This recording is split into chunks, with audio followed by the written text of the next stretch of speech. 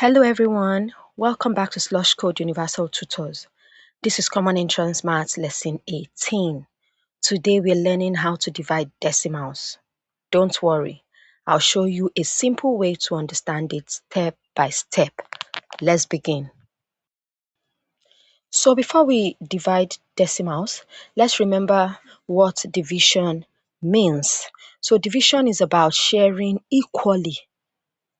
If we share 8 apples between 2 people, each person gets 4, right?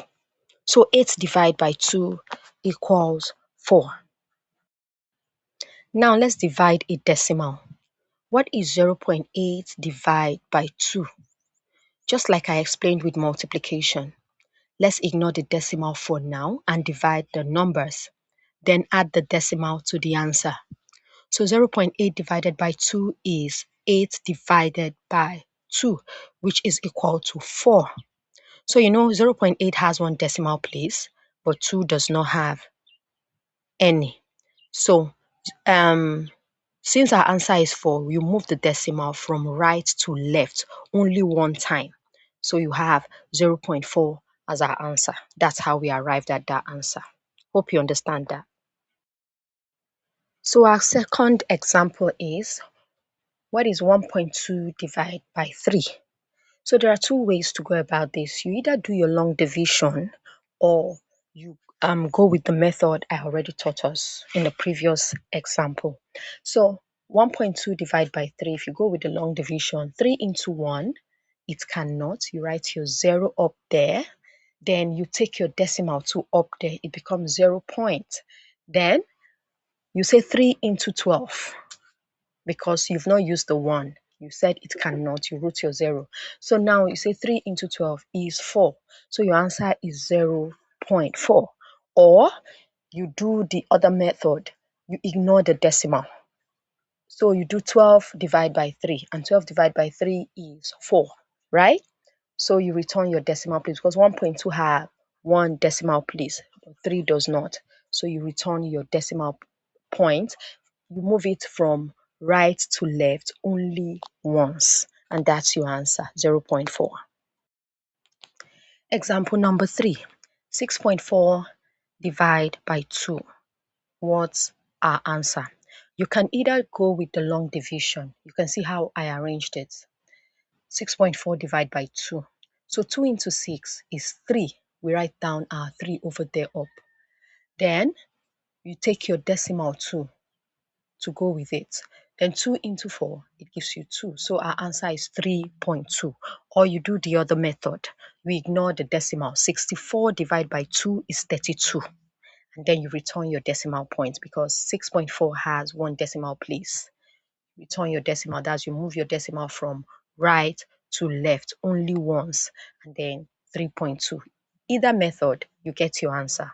But always use the one that is shorter because time is always of the essence, right? Here's an important thing to remember, to always remember. When dividing a decimal by a whole number, when you reach the decimal point, bring it straight into your answer. Don't move it randomly because the decimal point has a job to do, else you can't get the right answer. If you move it randomly, you can't get your answer. Just move it straight up into the answer. All right? Let's use a real life example. A cake weighs 2.5 kilograms. It is shared equally among 4 people.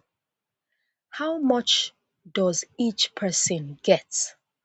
Which means 2.4 divided by 4, right? So now let's work it out and get our answer.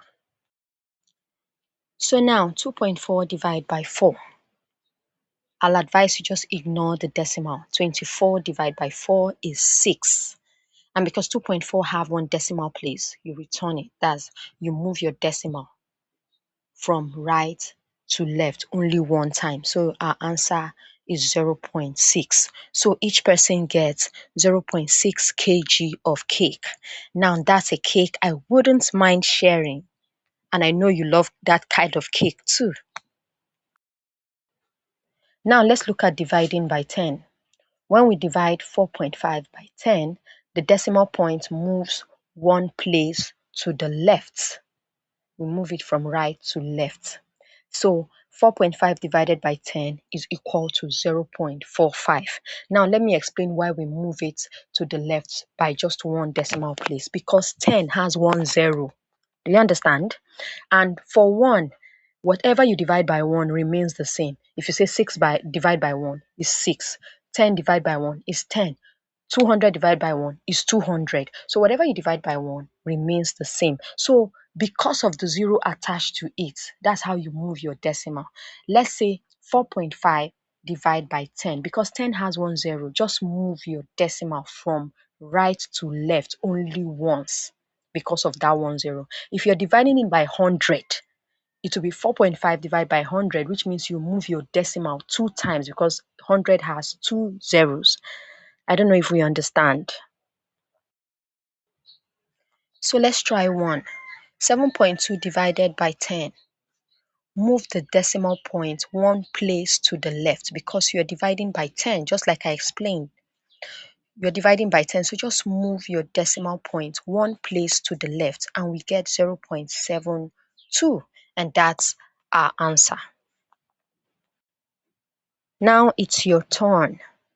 What is 8.4 divided by 2? Pause the video and work it out. So let's check. 8.4 divided by 2 is equal to 4.2. Is either you use your long division, that's 2 into 8 gives you 4. You move your decimal point up there, then 2 into 4 gives you 2. Your answer is 4.2.